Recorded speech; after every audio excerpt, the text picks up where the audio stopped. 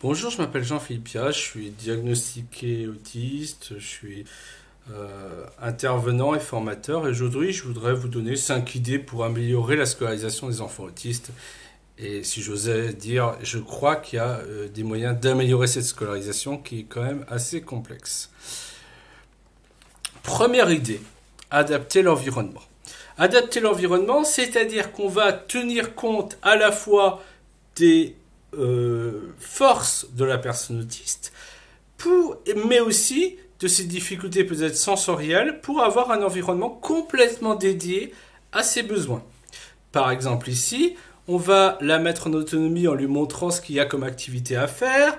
La orange d'abord, la rouge ensuite. Elle les prend à gauche, elle les range à droite. On va lui donner une photographie. On va pouvoir peut-être des fois utiliser un casque anti-bruit si besoin est. Et attention, on n'utilise pas un casque anti-bruit de façon automatique et dans tous les lieux, au risque de déshabituer au bruit. On va lui donner des checklists, on va utiliser la structuration temporelle. Vous savez, dans l'autisme, j'en parle assez souvent, il y a des troubles des fonctions exécutives, et un trouble des fonctions exécutives majeur dans l'autisme, c'est la planification, hein. J'ai même eu une ergothérapeute pour m'aider à prendre mes rendez-vous. Donc, là, souvent, c'est encore plus, puisque c'est des problèmes simplement de reconnaissance du temps qui passe. Donc, rendre visuel le temps qui passe par un timer ou par une structuration temporelle va permettre à la personne autiste de savoir combien de temps elle va être sur la tâche. Ça va lui permettre aussi de savoir que la prochaine tâche c'est peut-être plus agréable du jeu par exemple, et donc ça va être beaucoup plus intéressant pour elle. On va aussi avoir une fonction, un lieu, hein, comme voilà. Alors ça c'est de la structuration spatio-temporelle. Je vais pas dire que c'est du teach parce que je n'ai pas fait la formation teach et que je veux pas de problème. Mais voilà, ça, si vous voulez aller plus loin, il y a un livre que je vous montrerai qui s'appelle L'enfant avec autisme et l'école, qui est par contre lui écrit par une personne formée par Teach. Deuxième idée, travailler l'apprentissage sans erreur. L'apprentissage sans erreur, qu'est-ce que c'est? C'est premièrement de décomplexifier les tâches pour les recomplexifier. C'est-à-dire que par exemple, imaginons on veut faire une personne autiste, elle doit faire simplement un carré, et ben pourquoi pas, on va lui faire les 3 parties, les 3 sommets, 3 arêtes, et elle ne fera que la 4e arête pour commencer. C'est le même principe que par exemple, quand on va faire du vélo avec un enfant typique, on lui met les 4 roues. Pourquoi on lui met 2 roues en plus? Ben simplement pour qu'elle ait simplement à gérer le frein et pas à gérer à la fois le frein et l'équilibre. Ben là, c'est le même problème. On risque de mettre la personne autiste en double tâche. On va plutôt essayer de décomplexifier la tâche et d'aller sur quelque chose de beaucoup plus simple au départ.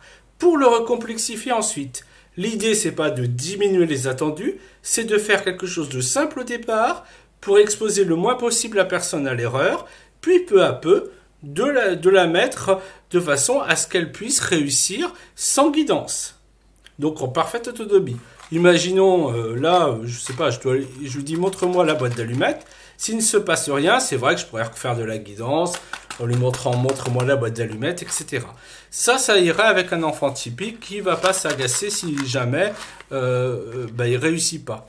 Mais quand on a un enfant autiste qui peut s'agacer parce il est frustré, il a un sentiment d'efficacité affaibli parce que on le met devant une tâche complexe, je vais d'abord lui prendre de la main pour lui faire réussir la tâche. Puis peu à peu, je lui donnerai soit un petit mouvement, soit j'utiliserai une guidance. Puis peu à peu, je ne donnerai plus du tout de guidance et je dirais montre-moi les allumettes, la boîte d'allumettes. Donc c'est ça l'idée. L'idée, c'est pas de réduire les attendus, c'est de décomplexifier la tâche. Pareil, évitons le double tâche. Le double tâche, qu'est-ce que c'est? Imaginons, je veux faire travailler le présent, du verbe comprendre. Je comprends, normalement il y a un S à la fin, des S à la fin. Bon. Plutôt que de faire écrire l'enfant je comprends, je vais simplement lui mettre la terminaison. Est-ce qu'il y a un S, est-ce qu'il n'y en a pas? Parce que comme ça, quand je fais ça, et ben finalement, cette personne autiste va pouvoir travailler l'attendu, qui est pour le coup la terminaison. Peut-être que si je lui faisais une dictée, je lui ferais tout écrire. Mais là, ce que je veux, c'est simplement travailler le présent, pas travailler le fait d'écrire je. Voilà l'idée. Bien sûr, une autre idée, ça serait s'approcher du quotidien et travailler autour des centres d'intérêt. Le travail moteur, hein, le travail moteur, par exemple ici c'est Molly Ratched qui, au travers de son enfant autiste, a utilisé l'intérêt spécifique qu'est les insectes pour son enfant. Alors ici on a un travail moteur autour de alors les insectes, enfin on va dire les animaux en général. Ici on a un travail moteur autour des escargots. Ensuite on a un travail scolaire du plus petit au plus grand pour l'araignée, et puis un travail de repérage dans un tableau à double entrée avec des insectes en tout cas. Et puis des jeux et puis des sensorialités. Je me souviens, elle avait fait des choses avec de la glace, des crabes, des choses comme ça. C'était assez rigolo. Donc voilà, travailler autour des intérêts spécifiques, c'est très important. Il y a une étude, ça s'appelle, je crois, Zen 2016. Alors, si jamais vous la voulez, vous n'hésitez pas à me demander. On a remarqué qu'en changeant les personnages au cours de la lecture, par exemple, prenons un livre comme Ulysse, en remplaçant par le personnage qu'il aime, Pikachu, alors je dis n'importe quoi, hein, voilà, on augmentait la fluidité de la lecture, la compréhension de la lecture. Donc, travailler autour des intérêts spécifiques pour les personnes autistes, c'est leur permettre, de mieux comprendre, d'être plus intéressés et d'éviter tous les renforcements, même sociaux, où la personne tape des mains comme si l'enfant avait grimpé l'Himalaya. Ça, c'est quelque chose qui peut être très intéressant. Donc voilà, ou encore pire, faire des renforçateurs, soit direct, je sais pas moi, un morceau de chips ou des jetons. Alors je ne recommande jamais le morceau de chips pour les renforçateurs. Quatrième idée, tenir compte de l'implicite, de la compréhension de la personne. Allô, ta maman est là? Oui, maman est là. Au revoir, monsieur. Voilà, là l'idée c'est que simplement la personne autiste ne comprend pas le sous-entendu qui est passe-moi ta maman. Passe-moi ta maman. Alors que ta maman est là, il répond et ça s'arrête là. Un autre exemple, c'était au centre expert de Créteil, là où j'étais diagnostiqué. Il y avait marqué veuillez refermer la porte après usage des toilettes. Et la personne, et un des éducateurs ou un des psychologues a rajouté et pendant usage des toilettes. Alors ça peut faire sourire, mais ça montre le besoin d'explicite. Et en quoi ce besoin d'explicite impacte l'école? Ça va impacter parce que la personne ne comprend pas forcément la consigne. Donc le problème de ne pas comprendre la consigne, ça va être aussi quand, par exemple, faire la différence au lieu de soustraire, la personne ne doit pas forcément savoir. Et on va penser aussi que, par exemple, je prends un exemple, vous avez encadré des entiers. Par exemple, si je mets 4, l'encadrement, c'est normalement 3 inférieur à 4, inférieur à 5. La personne, elle aura beau avoir vu plein de fois les entiers, le problème étant que quand on lui dit encadrer les entiers suivants, 4, elle va faire un cadre autour du 4. Donc en donnant des exemples, on va lui permettre, 1, de savoir ce qui est attendu, 2, de lui permettre de s'activer sur la tâche, parce que souvent il y a des troubles d'activation, parce que finalement, quand on ne sait pas ce qu'on attend de soi, moi par exemple, quand il y a de l'implicite et que je ne sais pas, je suis comme dans un état de sidération, j'arrive plus à chercher en quelque sorte cette espèce de métacognition qui me permettrait d'avoir un modèle. J'ai plus ce modèle-là d'attente de ce que l'autre attend, et du coup je ne fais rien. Donc ça peut faire penser que je suis quelqu'un de fainéant, ce qui est peut-être vrai, mais peu importe. En tout cas, ça peut faire penser ça.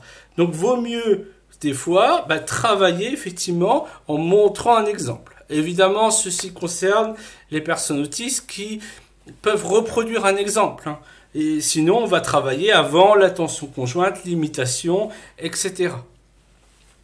Cinquième idée, ça va être d'utiliser des procédures pour des tâches complexes. On va pouvoir utiliser tout ce qui va être chaînage, y compris dans les activités scolaires. Par exemple, là, ça va être simplement faire une maison.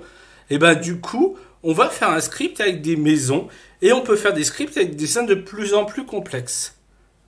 Ce qui va permettre à la personne autiste de pouvoir s'emparer d'une tâche complexe qu'elle n'aurait pas su faire. Alors ça peut être des tâches effectivement quotidiennes comme le lavage des mains, le brossage des dents, mais ça peut être aussi des tâches scolaires. Quel est aussi l'avantage? C'est qu'aussi On va essayer aussi, alors j'en ai pas vraiment parlé, mais toutes les tâches. Par exemple, imaginons, j'apprends le dénombrement à mon enfant autiste. Première chose, on va utiliser ce dénombrement dans la vie quotidienne. On va essayer que cet apprentissage soit utile pour la personne autiste. Plus on ira dans la vie quotidienne, moins on aura besoin de maintenir artificiellement une tâche. C'est-à-dire de toujours la réapprendre en quelque sorte avec les vacances qui cassent l'apprentissage. Donc vraiment, utiliser des procédures pour des tâches complexes, souvent en fait ça peut aussi être le problème. Oh mince, je me suis retiré. Ça peut être aussi le problème de la planification. Ça peut être le problème de la planification. La personne peut-être sait faire toutes ces tâches, mais elle n'arrive pas à les enchaîner. Donc ça va être aussi un problème de planification. Les fonctions exécutives sont quelque chose de très important pour les personnes autistes et on ne se rend pas compte à quel point elles peuvent être problématiques aussi bien dans le scolaire que dans l'autonomie. Alors enfin pour finir, je vous ai délivré quelques livres. Il y a aussi des formations et je vous mettrai le lien vers les formations. Il y a une formation qui est gratuite qui est faite par l'INSEE-HEA. L'ABA à l'école de Pauline Godard, alors contrairement à son titre, ça n'a rien à voir avec de l'ABA, c'est quelque chose d'assez, c'est pas très cher, c'est vraiment, je vous conseille de l'offrir à votre AESH. D'une classe à l'autre de Lydie Laurent, qui par contre, lui pour le coup est beaucoup plus cher, qui est de l'ordre de 45 €, mais qui est très complet sous forme de fiche.